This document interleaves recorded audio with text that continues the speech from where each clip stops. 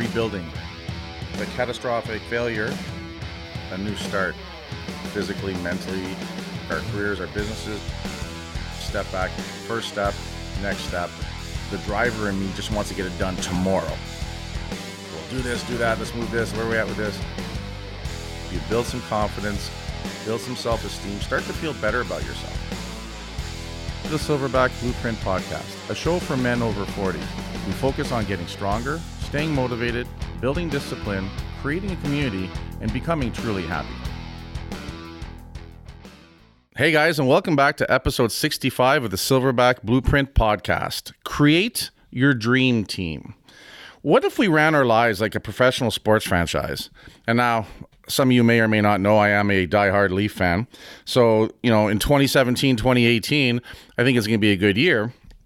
The other 40 years, not so much. So, but you can't help but admire how a professional sports team is run, because it's run like a business. And not only is it run like a business, but every part of that business has roles, has people in significant positions that oversee different aspects of the team. So what if we ran our lives the same way? What if we wanted to become super successful? And I think we all do. I think all of us that are listening to this want to become or have become or are becoming the best version of ourselves, as we often say. But it doesn't happen by accident. It requires planning. It requires systematic, diligence done on a daily, weekly, monthly, yearly basis. But I think we don't take it. I don't know if the word serious enough is the right word.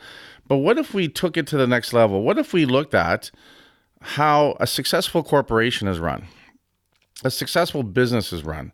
And it's done by working on your weaknesses. It's done by having a vision. It's done by having situations where you reevaluate, look back, take inventory, as we said before on other episodes. But what if we did that? What if we sat and looked at our life and said, okay, here's the areas of my life I'd like to improve on, or here's where I'd like to be. And to get there, these are the things I need to get better at, I need to fix, or I need to magnify, right? Because I think that's the other thing too, is we need to focus on, sometimes we also have tremendous superpowers, as I like to say. And I think we also have to focus on those superpowers. We use the term wheelhouse. We can do any aspect of things that has to get done. We just may not be good at it, or we may be competent, but because it's not our natural position, it takes a tremendous amount of energy and extra focus just to get through it. We'll talk a bit about that a little bit later. But if you look at a team, the team obviously has the players. The team obviously has the coaches. Those are the things that we see, just watching. We see them on the stands, on the sidelines and doing their thing. Bigger teams have multiple levels of coaches. You have a defense coach, an offense coach, special teams coach. You have the overall coach. Then you've got trainers, but they all have a specific role. And the whole idea is to make that organization run as efficiently as possible, as smoothly as possible, and to be as successful as possible. So in our lives, when it comes to coaches, there's all kinds of coaches that we can have. We can have a life coach, a fitness coach, a gym coach, a relationship coach. Right? These are people, and we use the word coach, but you might turn around and use therapist, for relationships, either with yourself, our own mental stuff. Sometimes it's important to sit down with, a professional to just help us organize our thoughts and see where we're at with things and emotions. A life coach, kind of looks at the overall thing. And I'm not talking about the 21-year-old life coach that has no real experience with life. I'm talking about, guys and girls that are out there that have gotten stuff done stuff for themselves as well. Fitness coach, strength conditioning coach, you can sit there and just go to the gym, and the first 30 days it's going to work because you didn't do it for, months or years before. But there's a point where without some guidance, you're just not going to move forward in your attaining your goals as much as you want. So having some coaching there, whether it be personal training, semi-private, small group, that kind of thing. It's one of the reasons why we run Hostile the way we do. Like, always have a coach to, get the best out of you, motivate you, inspire you, but also get some accountability and some skill set. Teach you, hey, this is why we're going to do this workout. Here's how we perform this exercise, right? Because what we want to do is maximize the results for the amount of time that we allot for it. people that, I will complain that they're not getting any of their fitness results. But when I get to know them, or if I know these people, I also know that A, they're not going to the gym consistently, or when they do go to the gym, they do the easy stuff, or they don't work very hard when they're at the gym. Right? I mean, all those things, have factors and factor into your success or not and your results. Same with a, relationship coach. At the end of the day, if we want to be better at relationships, we need to work on ourselves. And then we need to work on skill sets to be a better listener, to be a better communicator, right? And for some of us, that is an issue. I think all of these areas we could use extra help in and we could use more focus on. But what's the one area that for you is holding you back the most, has the most drama, has the most issues going on? If you're 100 pounds overweight and you're tired and beat up, well, fitness is definitely the thing we want to look at. Or a nutritionist, for coaching for food. What if it's just, having, not knowing what your priorities are and not knowing where you want to go in life? Well, a life coach would come in handy there. You're always fighting with your spouse or your children or your family or friends, right? Well, maybe some relationship coaching could come in handy. And maybe, some of those relationships aren't healthy and you need to remove yourself from it, or maybe you're the jerk, right? For whatever reason and stuff. All we can do is solve stuff on our end and make ourselves better. We can't change others, but we can change ourselves from within. So that's where some relationship coaching can come in handy. And then going further, depending where you're at, if you're in business or you're doing different things like that, legal help, a lawyer. You need to get a will done because we're getting older and we want to make sure things are good that way. Or in business, having some good legal counsel is super important, right? Because we don't know what we don't know. And I think the big problem is we try to be looking at ourselves as we should be mastery in everything, and mastery in everything just doesn't work. So again, this is where having a dream team, that support team comes in handy, right? Maybe Luke just sold his house, so he had to use a real estate lawyer. I know he tried to do it himself, and that kind of thing.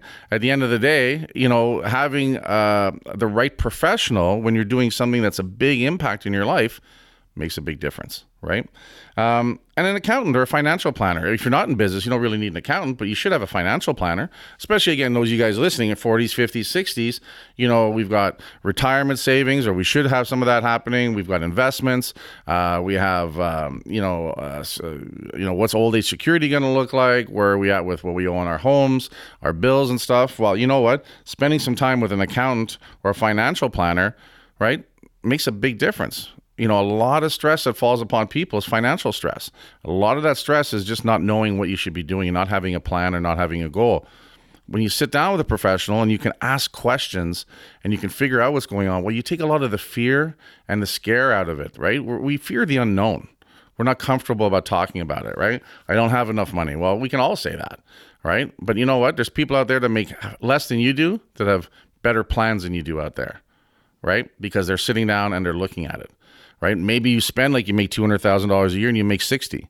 Well, financial planner will tell you what you already know just by, what the bills that come in the mail and stuff. But again, right? Sitting down and working on that kind of stuff makes a difference. In fact, whenever we take these different aspects and we invest some time and some money, but specifically time and focus, it's a 10x. It comes back to us 10 times, right?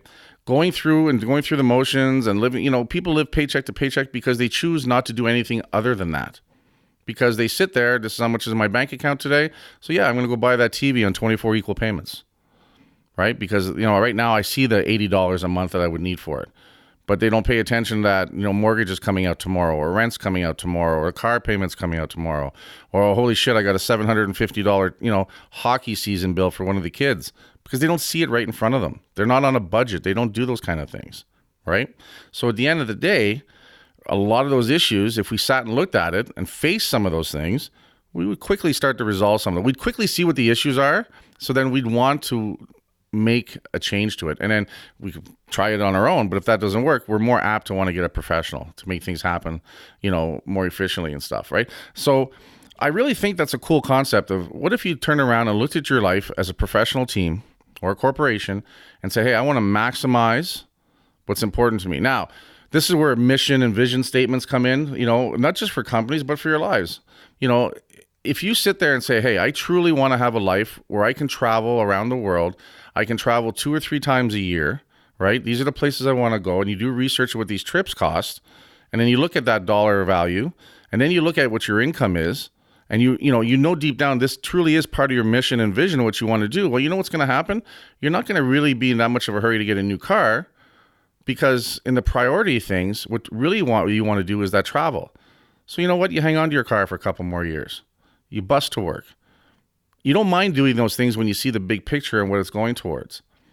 You know, if your mission and vision is to be healthier, is to be stronger, is to have more energy, and you sit down and say, okay, well, that's really what I want to achieve, you know, coming up in, let's say, 2018. You know, we're recording this in December 2017. Already people are starting to talk about what they're going to do for 2018. 2018 is going to be the year. Well, until you do some of this stuff, 2018 or any other year is never going to be your year, right?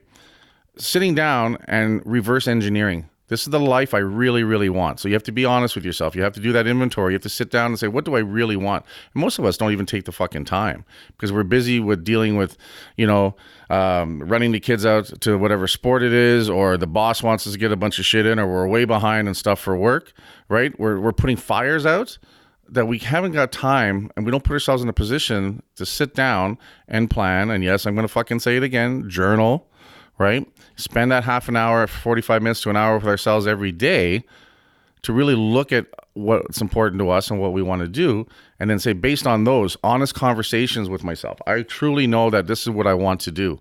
And you have that honesty, that brutal honesty that we've talked about before, and saying, based on that, here's what I have to fix financially. Here's what I have to fix relationship-wise. Here's what I have to fix health-wise, nutrition-wise, right? That's really what's going to make the big difference. So a professional team sits down and says, well, what's the ultimate goal? Well, the ultimate goal is to win that championship. The secondary one is, how do we maintain and become a profitable franchise? How do we sell 100,000 jerseys, right? How do we fill out every home game? How do we, you know, get all kinds of merchandise going? Those are all the other spin-off things. But you know what? Don't kid yourself. Hitting that championship increases those things because everyone wants to back a winner, right? Unless you're a Maple Leaf. Then we're just stuck. It's a curse, right?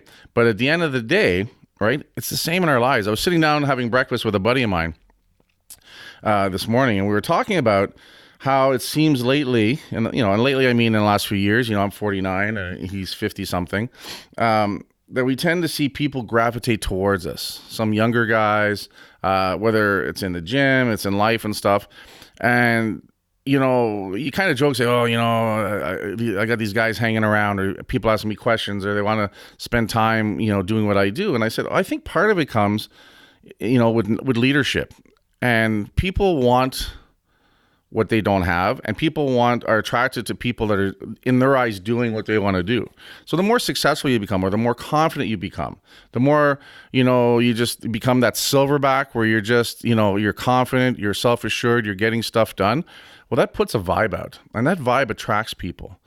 People want to be around that. They want to be around success, or what they believe success is. Why do you think so many people drive around cars they can't afford? Because they want that image, right? But for a lot of people, it's hollow because, you know, they're car poor or house poor. But for them, it's important that they have those 2 trips a year, and they have that new car every year, every 2 years, because they want to maintain that image. Well, that's all fine and dandy, I think, if it's an honest image where you really are in that stage of your life or you're in that position to do it. But there's so many people out there that can't afford to live that way, that truly live less than paycheck to paycheck, but they're driving a Beamer, right? They're vacationing down south and they're making a big fucking deal about it, right? But they got no furniture in the house. Do you know what I mean? I mean, there's a lot of that because they get caught up on that imagery and stuff. And I think what's important is, when you have that quiet confidence, that self-assuredness that comes with experience, confidence, mastery of oneself, to me, that's the real thing. To me, that's the real light that people tend to want to be, drawn to and want to be part of.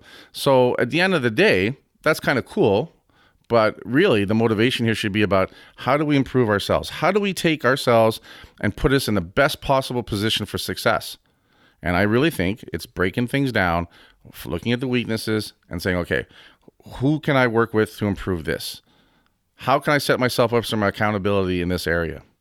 And when we do that, it pulls us forward.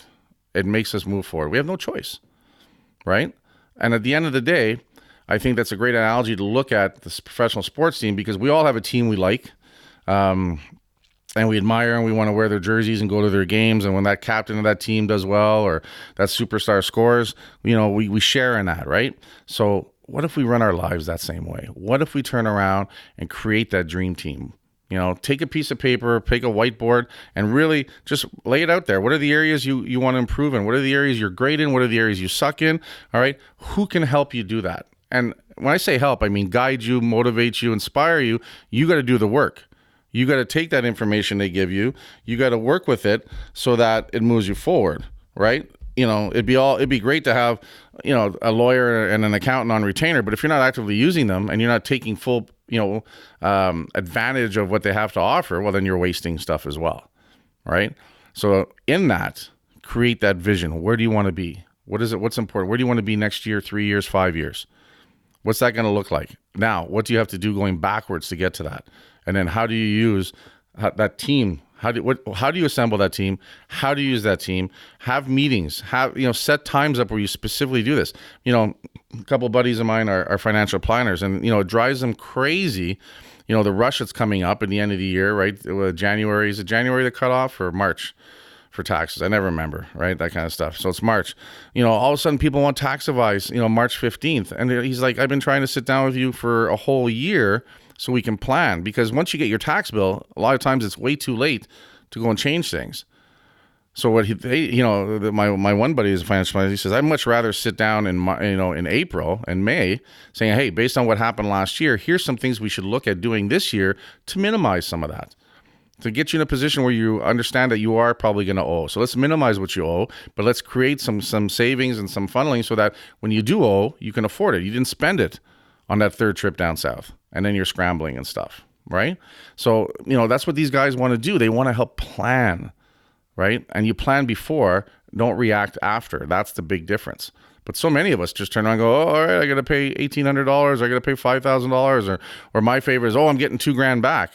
Well, I'm like, you know what? That's great that you're getting $2,000 back. And if you use that sort of as a back-ended savings plan, that's great. But I look at it this way: if I'm getting $2,000 or $3,000 back, that means the government had $2,000 or $3,000 of my money during the year that I could have been doing something else with, something positive, an investment, paying off a bill, or going down south, right? So I think at the end of the day, I like to have a tax bill, at the end where, I owe or I get back, $400 or $500. That means that, I was planning it well and I had the best use of my money throughout.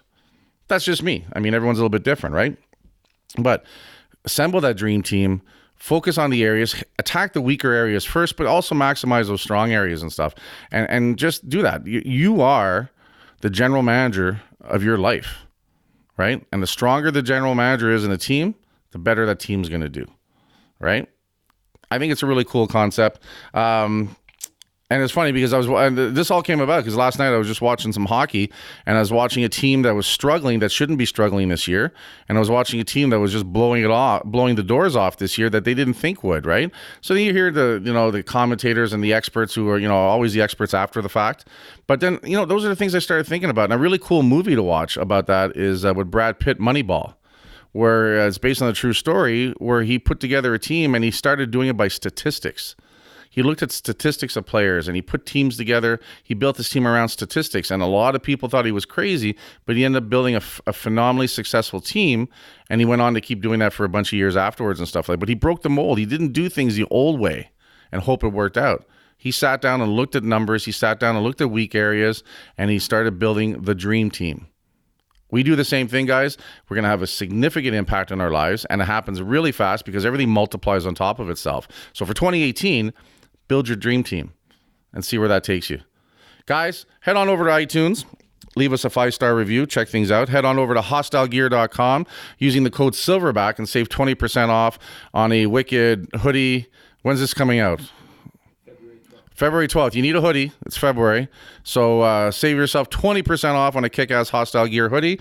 And as always, guys, work hard, motherfuckers.